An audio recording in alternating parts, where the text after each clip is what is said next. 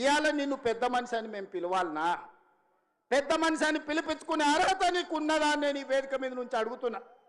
నేను అడుగుతున్నా, ఇవాళ పెద్ద మనిషిని ప్రజాపాలన ఎందుకు పోవాలి, పాపాల భైరవుడు అధికారులు ఎందుకు రావాలో నువ్వు జవాబు చెప్పాలి.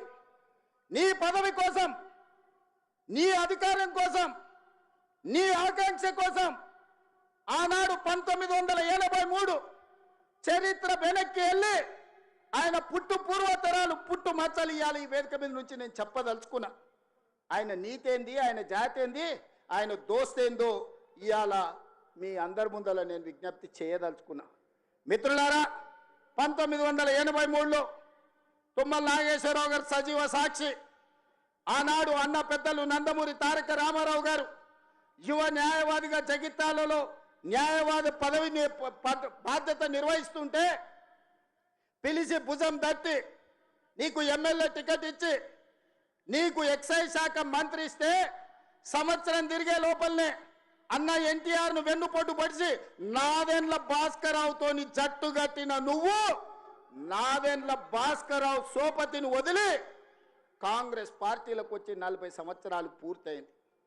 నేను అడుగుతున్నా పెద్ద మనిషిని, ఈ 40 ఏళ్ళు జగిత్యాల నియోజకవర్గమే కాదు కరీంనగర్ జిల్లాలో ప్రతి కాంగ్రెస్ పార్టీ కార్యకర్త 14 ఎన్నికల్లో 11 సార్లు ఎమ్మెల్యే, 3 సార్లు ఎంపీ, 1 సారి ఎమ్మెల్సీ, 14-15 సార్లు బీఫామ్ ఇస్తే దుఃఖాన్ని దిగముంగుకొని ఎన్టీఆర్ను వెన్నుపోటు పడిచిన నిన్ను, నాదెండ్ల భాస్కరరావు అనుచరుడైన నిన్ను ఎమ్మెల్యేగా, ఎంపీగా, ఎమ్మెల్సీగా ఏ ఎన్నికల్లో పోటీ చేసినా వేలాది మంది కాంగ్రెస్ పార్టీ కార్యకర్తలు నిన్ను భుజాల మీద మోసిన మాట నిజం కాదా?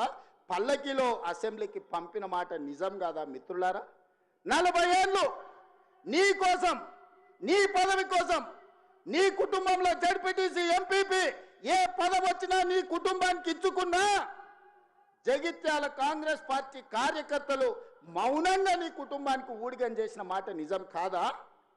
గ్రామంలో ఉన్నోడు గ్రామంలో ఉండాలి, మండలంలో ఉన్నోడు మండలంలో ఉండాలి, జిల్లాలో ఉన్నోడు నియోజకవర్గంలో ఉన్నోడు నియోజకవర్గంలో ఉండాలని పాపంది చేసింది నువ్వు కాదా?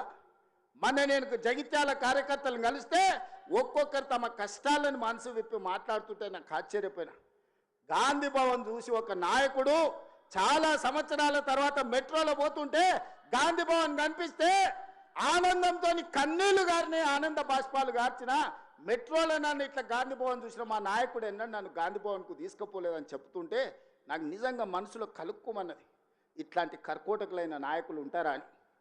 అలాంటి నాయకుని కూడా జగిత్యాల ప్రజలు 14 సార్లు బీమా ఇస్తే ఎన్నో సార్లు ఓడిపోయినా వదలకుంటేనే ఆయన వెనకాల నిలబడి, ఆయన అండగా నిలబడి ఆయన భుజాల మీద మోస్తే ఒక్క ఏడాది పదవి లేకపోతే మీ గుండెల మీద దాన్ని మిమ్మల్ని మోసం చేసి పారిపోతాడా అని నేను అడుగుతున్న మిత్రులారా.